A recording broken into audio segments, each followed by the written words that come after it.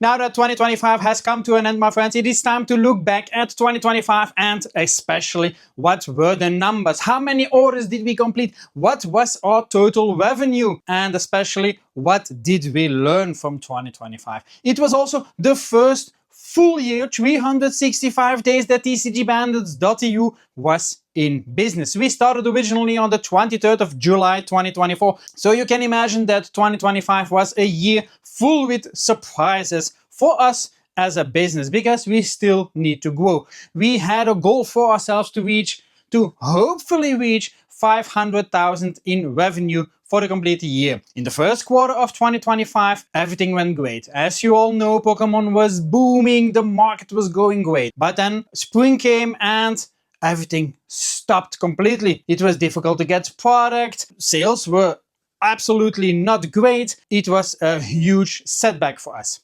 In total, for the complete year 2025, we completed a bit over 2,000 sales. This was of course spread across marketplaces, our own website, because in 2025, in the first half, we sold on Amazon. We also sold on Bol.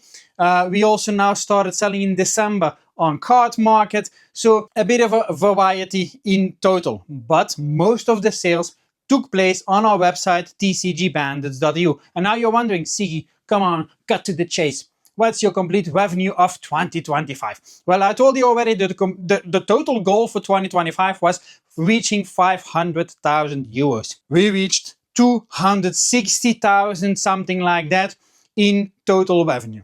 This is, of course, before paying taxes, all other expenses like costs for the website, shipping charges, all that crap. Now, what else is important? What in the end is our profit. We don't have a huge profit margin because as you always know that some products are a hit, some are a miss. We learned that some products are to be avoided. For example, TCG Altered. We still have some products, but they are not selling. Is that money lost?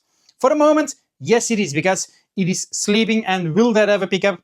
Don't think so. Star Wars Unlimited, we also have an amount invested in that, and because someone got an idea of launching Carbonite collector boosters and then the normal booster box is tanked, we are stuck with that shit. Yu-Gi-Oh! It's not selling great for the last months. What is the future of that TCG? To be determined. Shadowverse Evolve, same shit, not selling great. My Hero Academia, same shit. Funko Pop, that was a great idea of mine. Cindy said, don't do it, come on, you're crazy. I said, I got a great idea. Well, that great idea, I still got 150 Funko Pops that I got, and Funko Pop is going bankrupt in 2026 probably, so I still got that. And then we have a ton of merchandising products as well. If you look at in total what kind of margin, profit margin after all expenses, we are looking at between 5 and 10%.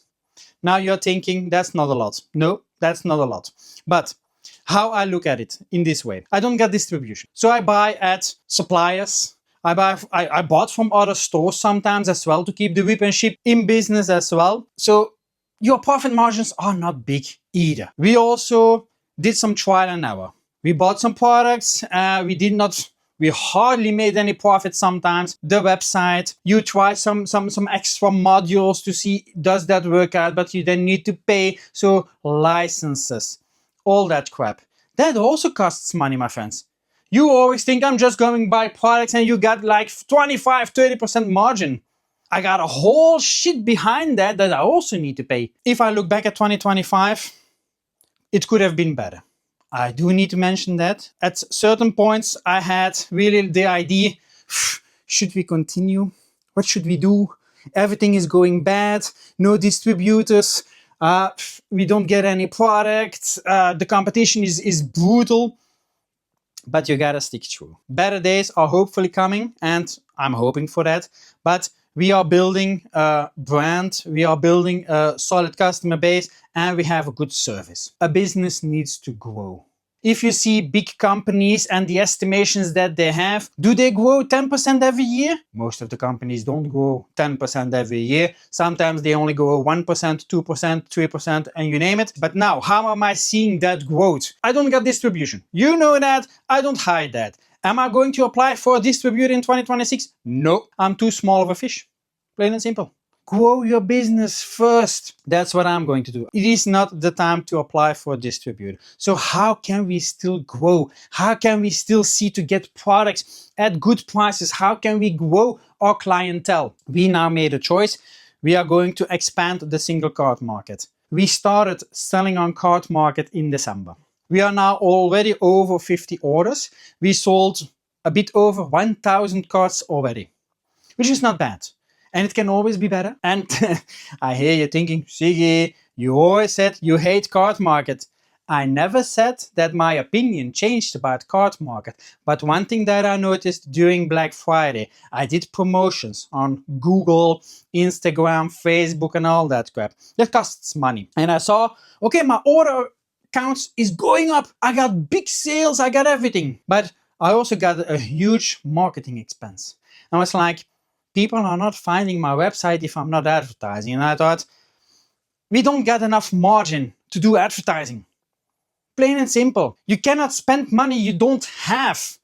If you are barely selling, if you got low margins, then it is stupid in doing marketing. So, what is the alternative? Use Card Market. It is free marketing. You get your products on there. People see your name. When I ship cards, I got cards with my website on it and everything. They can find my website. So imagine that we are doing, for example, in 2026, 1,000 orders and that I'm shipping cards off. Those are perhaps 1,000 people that get to know TCG Bandits. We sell on marketplaces. I stopped selling on Amazon because Amazon sucks, but we still sell on Bol. Bol.com. That is also free advertisements. They see TCG Bandits and they start looking us up. It's not the first customer that bought first through Bol and that afterwards buys through TCG Bandits. Hey, I got customers extra just from selling on marketplaces. And don't get me wrong, selling on marketplaces, they take a big commission. Bol, for example, 12.7% commission. It's a lot. Card Market, 2-3%. Something like that. It is a mind shift that we are trying to do. Do we still want to grow the TCGs? Of course. But having too many TCGs, that limits you also in your buying power. We are going to focus on the most important TCGs. Pokemon, that's our biggest seller. Pokemon is like 60%. One Piece. One Piece is booming, my friends. You saw what happened in December with One Piece, and that is going to continue in 2026. If you are skipping out as a business on One Piece, you are losing out on customers, potential customers. Magic the Gathering. Magic the Gathering has an extremely large player base. And a lot of the time they are looking for single cards. So we are going to expand the single cards very much. And then last but not least, Disney Lorcana. I've played Disney Lorcana at the last place. Why is that? I'm closely looking at Disney Lorcana. Sales are average, can be a lot better. But the TCG, the community is undecided sometimes. Ravensburger is still having a lot of products from set 5, 6, 7 and 8 in inventory. They are doing fire sales and nobody wants it. What will 2026 mean for Disney Lorcana? I'm going to be very skeptical in that and I'm going to closely look at what they are going to do. They already decided, start the decks, done. Great move, by the way. Shit does not sell.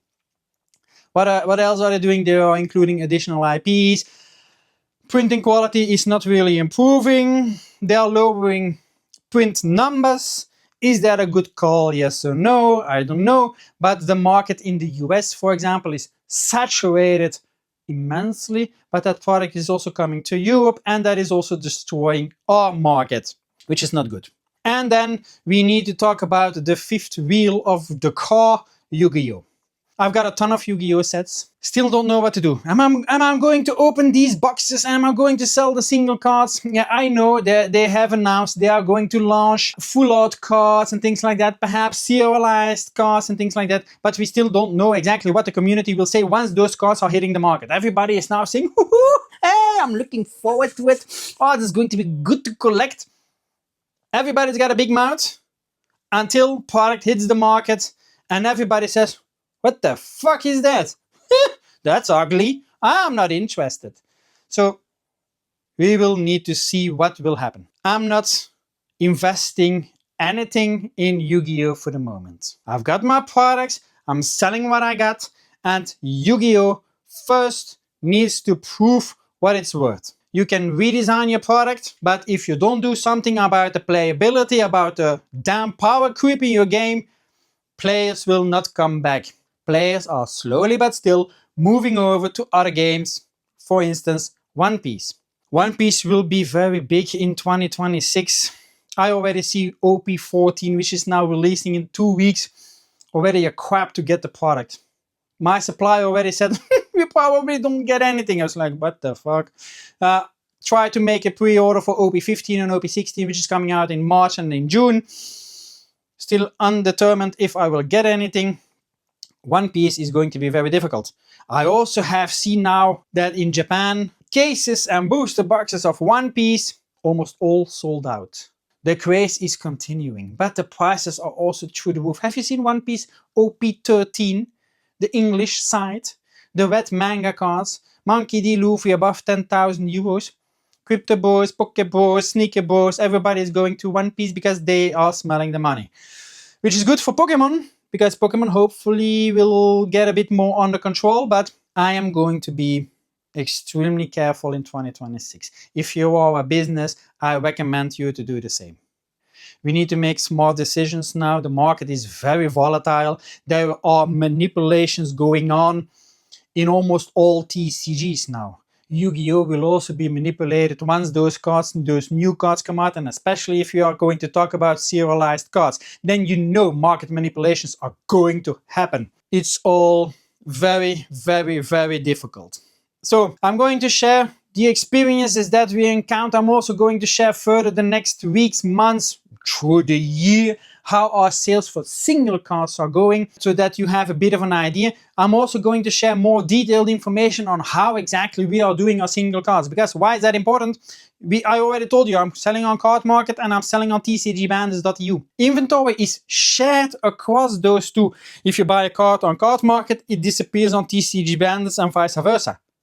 There comes some nice tricks into play for that. Also costs some money because you need to pay for some software and platforms and things like that. But it is very interesting. And it helps our business a lot because less work for us. We put the cards up on our one side and it can get synchronized with a few actions instead of manually needing to safeguard your inventory and all that crap. So that's going to be very interesting. If you're down for the road, you know what to do. This is YouTube. I don't need to repeat what you gotta do. You do you. So I hope you liked this review of 2025 and a bit the plans for 2026. TCG Bandits is here to stay, my friends. We are not going to disappear. We just need to re-evaluate what 2025 was, what we expect from 2026, and the goal for this year is 500,000 euros, like last year, but this year I hope we can get it. I'm not sure if we can get it, but okay, that was it. I'm out.